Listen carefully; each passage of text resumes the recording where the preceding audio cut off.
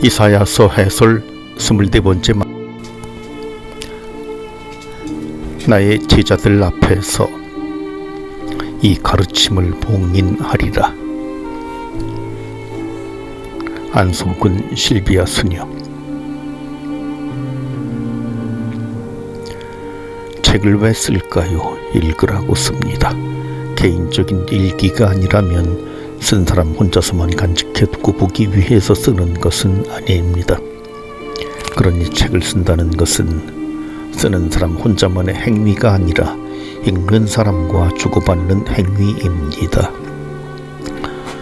그럼 책을 왜 읽을까요? 그냥 지나간 시대, 지나간 일에 대한 관심 때문만은 아닙니다. 그 책이 지금의 우리에게도 무언가를 말하고 있기 때문입니다. 예언서들도 마찬가지입니다. 기록하여라. 본래 예언자들은 책을 쓰는 사람이 아니었습니다.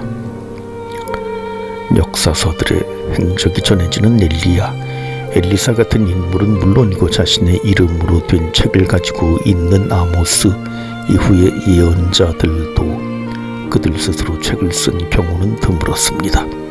그들은 우리에게 책을 남겨주려는 생각보다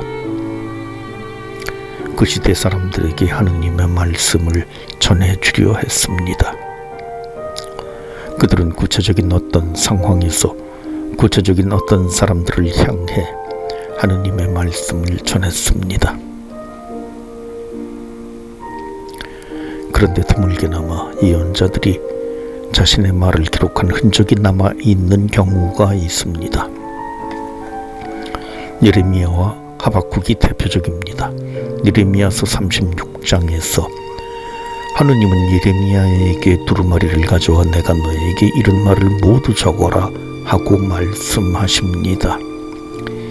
예레미야가 바룩에게 그 말을 받아 적게 합니다. 바룩이 전한 그 내용을 들은 이들은 여호야킴 임금에게까지 두루마리가 전해지게 하지만 여호야킴은 그 말에 귀를 기울이지 않고 두루마리를 불태워 버립니다. 그러나 예레미야는 다른 두루마리에 다시 그 내용을 적습니다. 그는 자신이 하느님께 받은 말씀이 사라지지 않고 계속 남아 있게 하려고 했습니다. 이제는 그 곁에서 말을 듣는 사람들만이 아니라 나중에 그 두루마리를 읽을 사람들을 생각하고 있는 것입니다. 하박국서 2장에서는 하느님이 하박국에게 너는 환시를 기록하여라 하고 말씀하십니다. 하느님이 예언자에게 환시를 통하여 미래의 구원을 약속하시는데 그 약속이 지금 당장 실현되는 것이 아니었기 때문입니다. 예언자는 그 실현을 기다려야 합니다. 그 환시가 정해진 때를 기다리고 있기에 그것이 늦어지는 듯 하더라도 예언자는 기다려야 하기에 그 약속이 오고야 말 것이기에 하느님은 누구나 막힘없이 읽어갈 수 있도록 판에다 분명하게 써라 하고 말씀하십니다. 그 일이 이루어질 때 사람들은 그것이 하느님께서 이미 약속하신 것이었음을 판에 적힌 그 기록에서 확인할 수 있을 것입니다. 그래서 그 미래의 사람들을 위하여 지금 예언자가 받은 말씀을 보관해 둡니다. 이사야서에서도 이와 유사한 부분이 있습니다. 나는 이 증언 문서를 묻고 나의 제자들 앞에서 이 가르침을 봉인하리라. 그리고 주님을 기다리리라. 야곱 집안에서 당신 얼굴을 감추신 분, 나는 그분을 고대하리라. 맥락은 비슷합니다. 이사야가 제자들 앞에서 가르침을 적고 봉인하는 것은 그가 사람들에게 하느님의 말씀을 선포했지만 그 제자들이 아닌 다른 이들은 이사야의 말을 받아들이지 않았기 때문입니다. 그의 예언은 아직 성취되지 않았고 그는 미래를 위한 증언으로 이 가르침을 적어둡니다. 예레미야나 하박국과 마찬가지로 그 말씀들이 언젠가 성취될 것이기 때문입니다.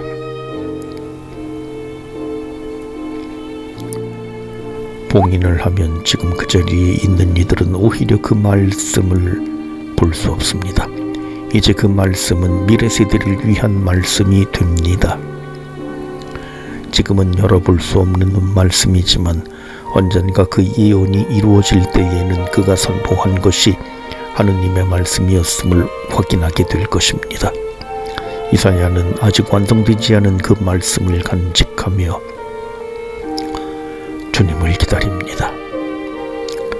말씀은 미래 독자들을 위한 것이 됩니다. 우리 하느님의 말씀은 이렇게 보존된 말씀을 다른 이들이 받아 읽습니다. 제2 이사야, 제3 이사야라고 일컬어지는 이들은 말하자면 그들이 물려받은 두루마리를 펼쳐본 사람이었습니다. 이사야 예언서 제2부는 하느님 말씀의 효력에 관한 말씀들로 시작하고 끝납니다. 이사야서 40장은 전에 함께 읽었습니다. 예언자는 유배 중에 이스라엘에게 구원의 기쁜 소식을 선포해야 하지만 오랜 유배 생활로 희망을 잃은 이들은 그의 말을 쉽게 받아들이지 못합니다. 어떻게 그들을 설득해야 할지 난처해하는 예언자에게 하느님은 말씀하십니다. 풀은 마르고 꽃은 시들지만 우리 하느님의 말씀은 영원히 서 있으리라. 55장에서도 같은 내용이 반복됩니다. 내 입에서 나가는 나의 말도 나에게 헛되이 돌아오지 않고 반드시 내가 뜻하는 바를 이루며 내가 내린 사명을 완수하고야 만다. 예언서를 후대에 확장시킨 이들은 이렇게 하느님의 말씀이 살아있으며 영원히 서 있다는 것과 그 말씀이 반드시 성취된다는 것을 믿었습니다.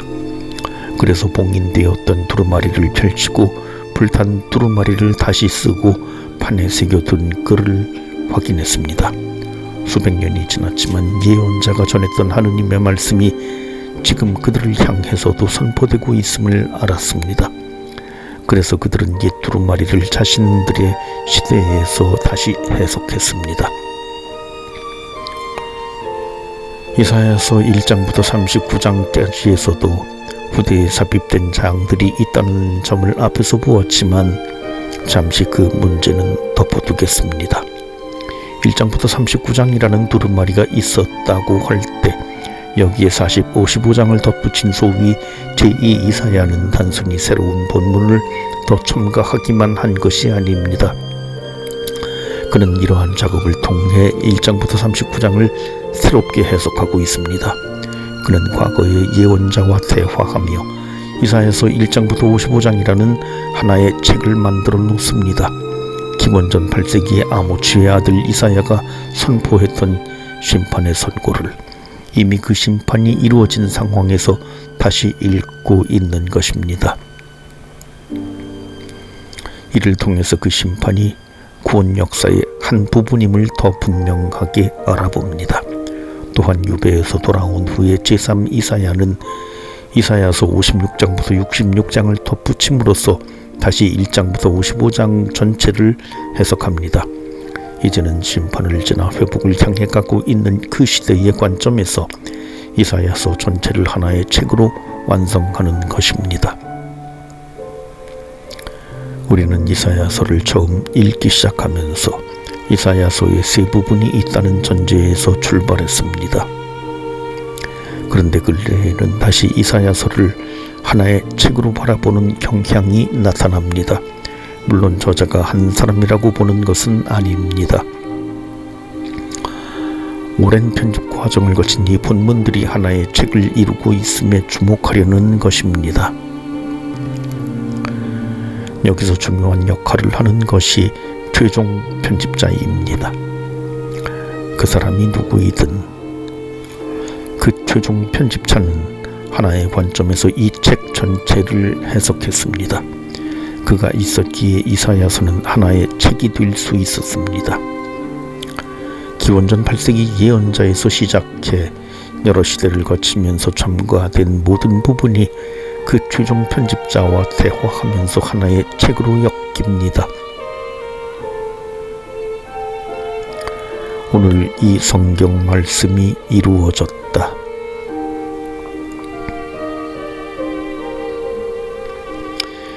그런데 여기에서 그치지 않습니다. 구약의 경계를 넘어 신약에 이르면 루카복음서에서 예수님은 나자렛 회당에 가시어 첫 설교를 하시면서 이사야 예언서의 두루마리를 받아 읽으십니다.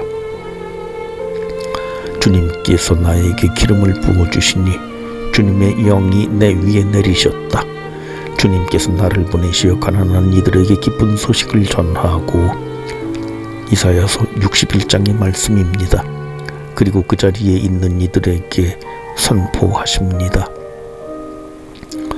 오늘 이 성경 말씀이 너희가 듣는 가운데에서 이루어졌다. 예수님은 당신 자신과의 관계에서 이사야서를 해석하십니다. 그 책은 이 순간을 위한 예수 그리스도에게서 이루어지는 구원 약속의 실현을 위한 책이 됩니다. 저자가 쓴 책은 그 책을 읽고 해석하는 독자와 대화하고 그 대화 속에서 의미를 지니게 된다고 했습니다.